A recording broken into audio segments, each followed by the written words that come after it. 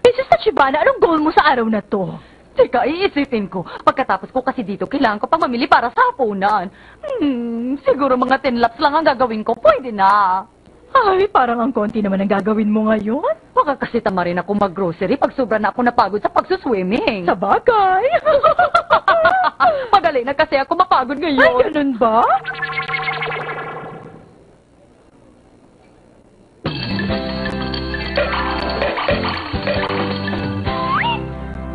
Ang taba ni Mama! Ito pala, meron silang body fat scale. Sinusukat nito ang mga taba sa katawan. Oo. Percentage ng mga taba. Nasusukat na kasi ng body fat scale ngayon kung ilang percentage ang taba sa katawan ng isang tao. Oh. Ano ang percentage na taba mo, Mrs. Shema? Ah! Ay, naku! Secret yun!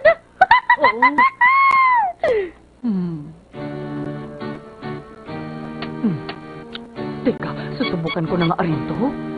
Pati edad at height kailangan ilagay. Ang daming tanong. Oo. Hindi ko naman maintindihan ang resulta nito. Oo.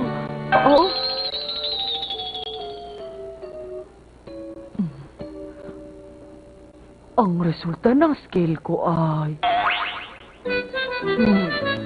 Ubis na ako. Kailangan magpapayat. Grabe, dito banda, maraming takot kaya. Grabe ka naman. Ano naman kung ubis ako? Normal lang naman sa mga matatanda na maging ubis. Ganun talaga.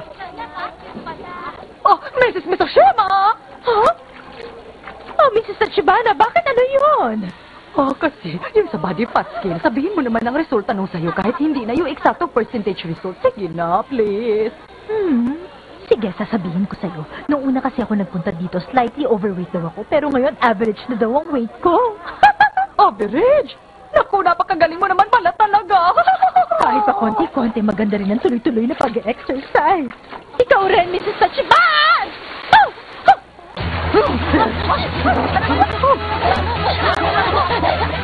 Mrs. Tachibana!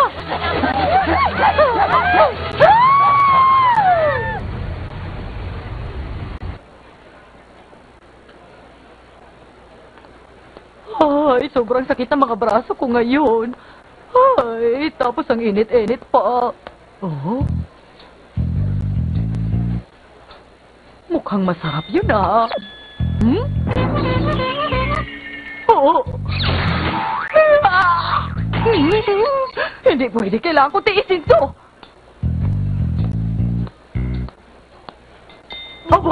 Nagmura sila ngayon. Magluto kaya ako ng vegetable with pork strips.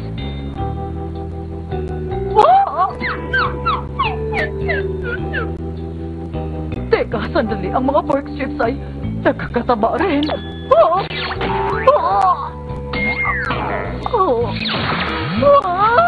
Kung kakainin ko yan, madadagdagan na naman ang taba ko sa katawan.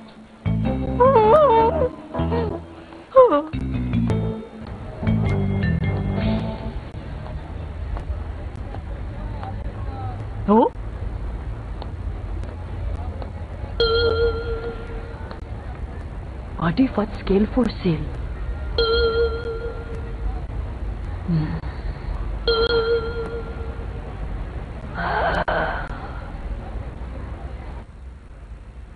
Oh, saan galing yan, Mama? Saan pa binili ko? Ma, di ba isang body fat scale ito? Di ba mahal ang ganito? Oo, tama ka. Pero okay lang kasi para naman sa kalusugan ng lahat yan. Baka masyado lang kayong concerned sa body fat percentage nyo. Ay, hindi ah. Weh. Sige na, Mekan. Subukan mo na rin yan. Ha? Kung sa bagay, Mama, gusto ko rin naman na magkaroon tayo ng ganito eh. Ang sabi dito, kailangan ilagay ang height and age sa body fat scale. Ayan, nailagay ko na. Teka, ano naman kaya magiging body fat percentage ko? Base sa mga braso mo, sa tingin ko slightly overweight ka. Ha? Oo. Sigurado po kayo? Mahilig ka kasi sa mga matatamis na pagkain, kaya sigurado ako. Sige, tumapak ka na, dali. Alright.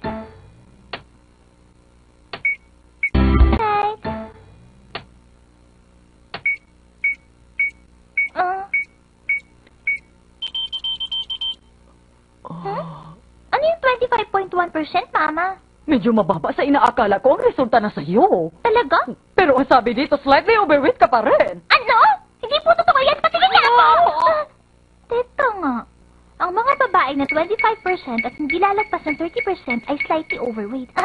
Pero 0.1 lang naman ang sobra ko dito, Mama. Pero tama pa rin ang sinabi kong overweight ka, di ba? Mukhang kailangan ko nang mag-diet simula ngayon. Mika, ano ba yun? Basta sumunod ka na lang sa akin. Ma. Yuzu, sumampa ka muna dyan sandali. Diyan sa body fat scale? Hindi mo katulad si Mika na mahilig sa mga junk food at matatamis sa pagkain. Siguradong average ka lang. What? Eh, napakalakas din naman kumain niya si Yuzu, kaya I'm sure overweight din siya katulad ko. 16.8 lang ang weight mo? Teka, masyadong mababa yan, di ba? Average po bang weight ko? Mama, please, pakitingnan mo nga po. Teka. Ang mga lalaki na mataas sa 15% pero mababa sa 20% ay nasa average weight. Yun ang nakasulat dito, kaya nasa average siya. Kung ganun, average talaga ang weight niya. Sabi nga nila, ang mga professional boxers, 6% lang ang fat na nasa mga katawan nila. Ano? 6% fat lang? Huh?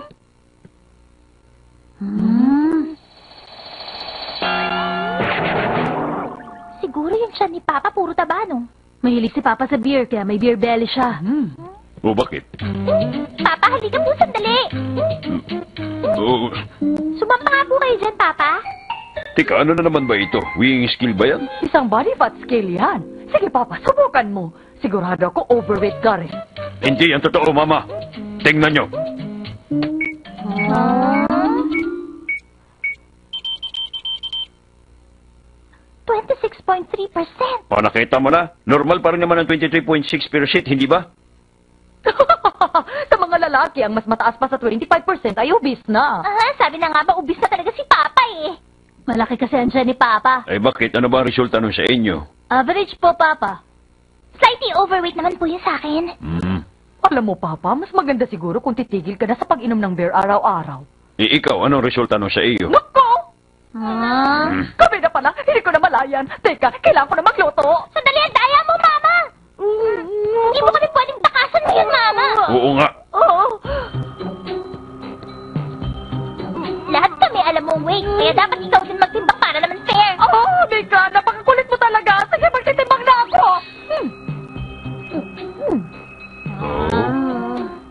Huh?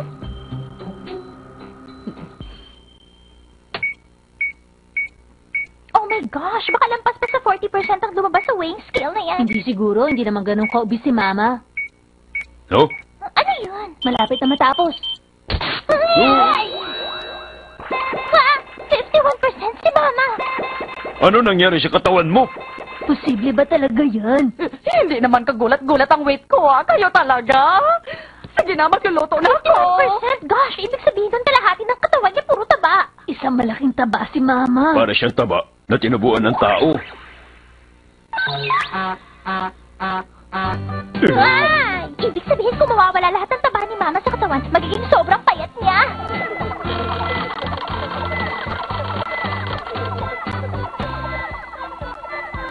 Ang weird ng itsura niya.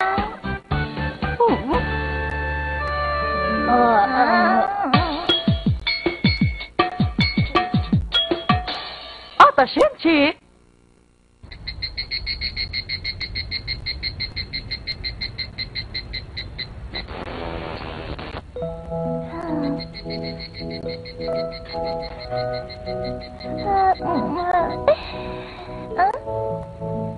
Ang ingay ng kuliglig.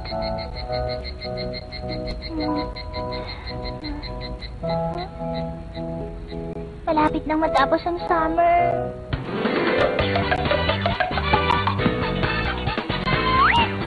Mga alaala ngayong bakasyon!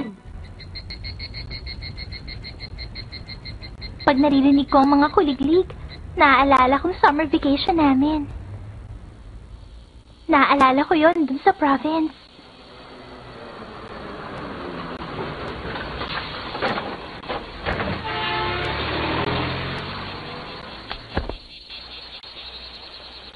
Nang Nung elementary pa lang kami ni Yuzu, umuwi kami lagi sa province namin sa Juchuan.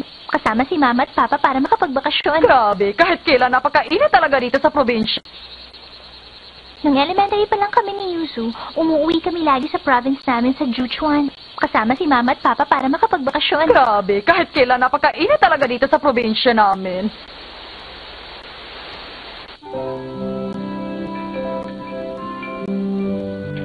Nandito na po kami. Ay, dumating na pala kayo. Napagod siguro kayo sa biyahe, no?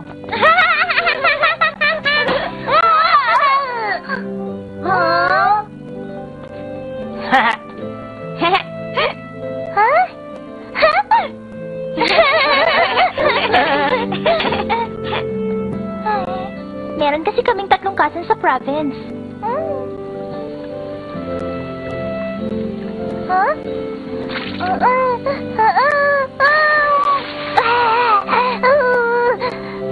Yuzu! Alagaan mo mabuti si Baby Shaw, ha? Sige! Araw-araw kami naglalaro at gabi na umuwi.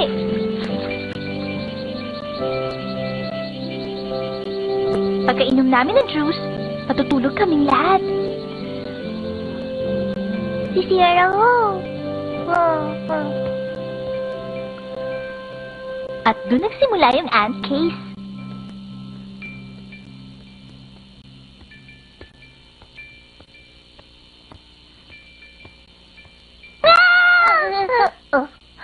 Yung mga langgam nasa bibig na ni Xiao lahat!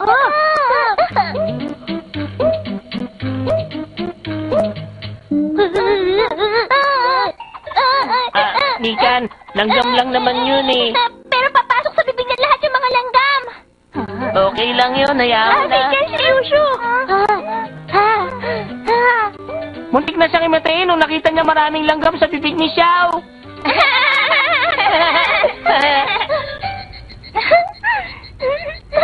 Ang cute-cute sa mga panahon na yun. At nangyari din doon yung bird case. Wow! Sobrang cute naman ng bird na yan! Papakawalan ko siya. Hindi ba delikado yun? Baka mawala siya. Sanay na siya nakakawala. Sige, dali. Lumabas ka na.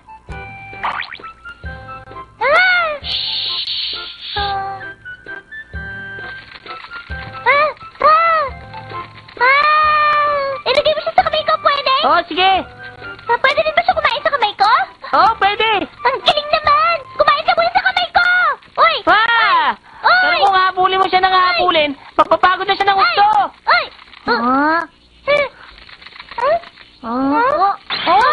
Oh, yung daya naman! Ay, mas gusto pala ng ibon na yan kay Yuzu. Nakakaingit naman. Nako, pero malapit na kasing tumimi yung ibon na yan. Naku, lagot ka, Yuzu. Malapit na palang dumumi yung ibon na yan.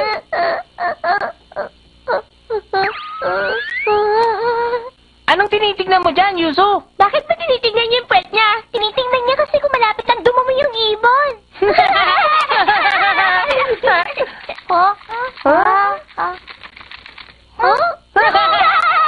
Lumapit sa ulo niya!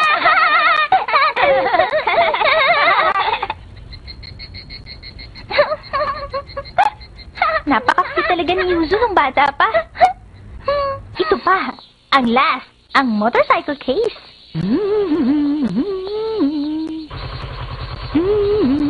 Oh? Aba, bumili pala ng bagong motorsiklo si Kuya. Bagong-bago pa. Oh. Oh, sandali. Ang lakas na ng ulan. May tao ba dyan? Hindi magandang mabasa ng ulan ng motorsiklo. Naku, kailangan ko maisilong ang motorsiklo ng kuya ko. Oh, hey! Oh! Oh!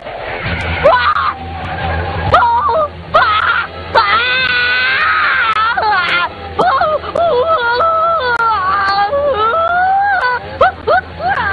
Okay lang ba siya? Si Mama!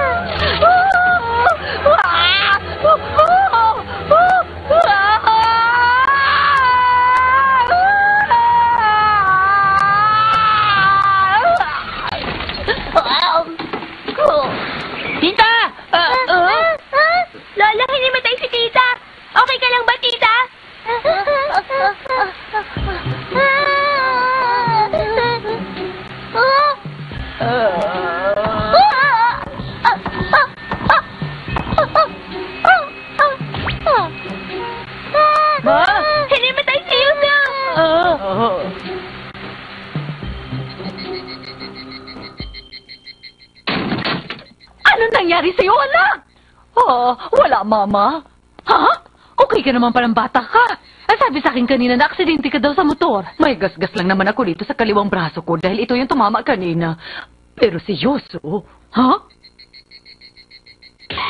Nabangga! Nabangga mo ba siya? hindi ko siya nabangga. Nagulat lang siya sa nangyari kaya hinimatay. Pero okay na ba daw siya? Oo, Mama, okay na. Ay, ano ba yan? Pinatawag ko pa naman lahat ng kamag-anak natin. Ay, Mama, napaka-uwi mo talaga. May ang uwi dyan.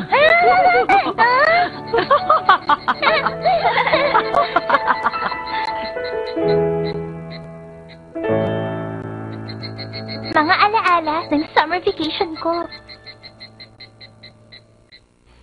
Hindi pa tapos ang palabas. Ayaw mo natapos ang closing. Mas exciting po!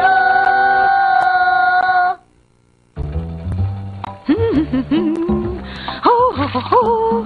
Spaghetti! Yeah! Mama, ano po bang dinner natin ngayon? Ngayong gabi?